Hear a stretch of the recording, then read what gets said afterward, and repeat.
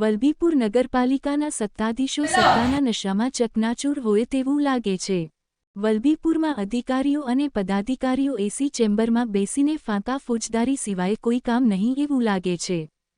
અને વલભીપુર નગરપાલિકા વિસ્તારમાં બાલમંદિરની બાજુમાં ગંદકીના ઢગલાથી ત્રાહિમામ પોકારી ગયા છે। નાના ભૂલકાઓ અને તેના વાલીઓ દ્વારા જો આ ગંદકીનું કાયમી નિરાકરણ નહીં આવે તો અમારે અમારા ભૂલકાઓને બાલમંદિર મોકલવાનું બંધ કરવું પડશે। ત્યારે વલભીપુર નગરપાલિકા દર મહિને 5 લાખ માતબર રકમ ફક્ત સફાઈ માટે ખર્ચ કરતા હોય છતાં પણ સફાઈના નામે શૂન્ય કેમ? ત્યારે વલભીપુર પોસ્ટ ઓફિસ અને મામલતદાર કચેરી પાસે કચરાના ગંજ ખડકાયા છે તો પણ અધિકારીઓ અને પદાધિકારીઓ શું આંધળા હશે કે તેને આ કચરાના ઢગલા દેખાતા નહીં હોય? આંગણવાડી કેન્દ્રના મહિલા કર્મચારીએ અવારનવાર લેખિતમાં નગરપાલિકાને અને મામલતદારને રજૂઆતો કરવા છતાં પણ સ્વચ્છતાના નામે મીંડું। ત્યારે વલભીપુર નગરપાલિકાના નગરસેવિકા કંકુબેન ના પ્રતિનિધિ તરીકે મંજીભાઈ સાગઠિયા દ્વારા પણ આક્રોશ વ્યક્ત કર્યો હતો। આપનું નામ? મારા વાજા શારદાબેન હસુરભાઈ, કેન્દ્ર નંબર 2 પાટીવાડો। પ્રશ્ન શું છે તમારો? પ્રશ્ન કે ભાઈ આ કચરો બે ત્રણ અરજી નગરપાલિકાને મોકલી છે છતાં એ લોકો નગરપાલિકા ધ્યાન દેતા નથી। જાણે કાન બેરા ને ધ્યાન બેરા થઈ જાય, કારણ કે આંખે દેખાતું જ નથી લાગતું ને બાળકો મારા અવારનવાર મચ્છર કરડે ને એટલે એની માતાઓ કહે કે તમારે ગંદકી બહુ છે ને બાળકો નહીં મોકલો। આવો પ્રશ્ન મારા કહે મેં એક અરજી અહીં લખી, એક ગામ તો ઓફિસે મોકલી ને આ દેખતા કેબિન છે ને કેબિનમાંથી મચ્છર બહુ આવતા હશે એમને વારે કીધું તોય છતાં એ લોકો ધ્યાન નથી દેતા। એટલે કચરો ક્યારે ઉપાડવા આવે છે કે આવતા જ નથી? અત્યારે હું હોય ત્યારે કચરો ઉપર ન થતો, ન હોય ત્યારે કચરો ઉપર આવો ત્યારે કોણ નાખા? આ કેટલા દિવસથી આ ઢગલા પડ્યા છે? ઘણા સમયથી પડ્યો પહેલા। તમારી શું માંગ છે? મારે આ કચરા આ સાફ સફાઈ હોવી છે ને કેબિન નીકળી જવું છે ને આ કચરો હાવ સાફ સફાઈ હોવો જોઈએ।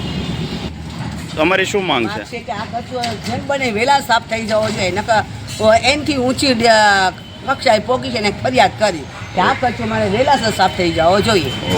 આપનું નામ? મનુભાઈ સાગઠિયા। મનુભાઈ, આપ નગર સેવકના પ્રતિનિધિ છો, આ ગંદકી એટલી બધી આંગણવાડીની બાજુમાં શું કહેશો? હવે અવારનવાર મેં તો રજૂઆત કરી છે, હું લેખિત રજૂઆત કરું છું, પણ છતાંય જવાબદાર અધિકારીઓને પેટનું પાણી હલતું નથી।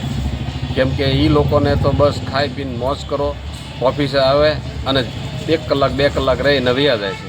મનુભાઈ, દર મહિને નગરપાલિકા સફાઈના કેટલા પૈસા આશરે ચૂકવતી હશે?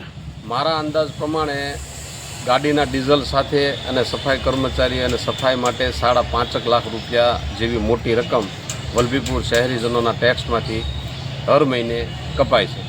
તમારી શું માંગ છે? અમારી માંગ તો એવી છે કે આ બાલ મંદિરની બાજુમાં આ કચરો છે, છતાંય અહીંયા પૂર્વ પ્રમુખનું ઘર પણ છે, બાજુમાં પોસ્ટ ઓફિસ છે, બાજુમાં મામલતદાર કચેરી છે, છતાંય કોઈ પણ પ્રકારનું પાણી પેટનું હલતું નથી। અધિકારીઓને કે જે જવાબદાર આના કર્મચારીઓ છે એને અને રજૂઆત કરો તો કે થઈ જશે। મનુભાઈ, પહેલાં સફાઈની જે એજન્સી હતી એને 2.5 થી 3 લાખમાં ગામ આખું સફાઈ કરતા હતા, આ 5.5 લાખ રૂપિયા ચૂકવતા પણ ગામ સફાઈ નથી થતું? હા, મારા ખ્યાલ પ્રમાણે બહુ મને યાદ છે ત્યાં સુધીમાં 1.5 લાખ રૂપિયામાં ડોર ટુ ડોરની કામગીરી અને સફાઈની કામગીરી પણ થતી હતી, પણ એનકેન પ્રકારે સીધું જ 4 લાખ રૂપિયામાં કામ આપી દેવામાં આવ્યું છે અને તો પણ સફાઈ કામગીરી તો 0 છે હજી।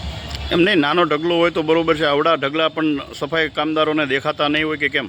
નહીં, સફાઈ કામદારોને તો દેખાતા હોય કે ન દેખાતા હોય ખબર નથી, પણ જવાબદાર અધિકારીઓ અને જવાબદાર જે લોકો છે એને નથી દેખાતા, એ નવીનની વાત છે। ઓકે।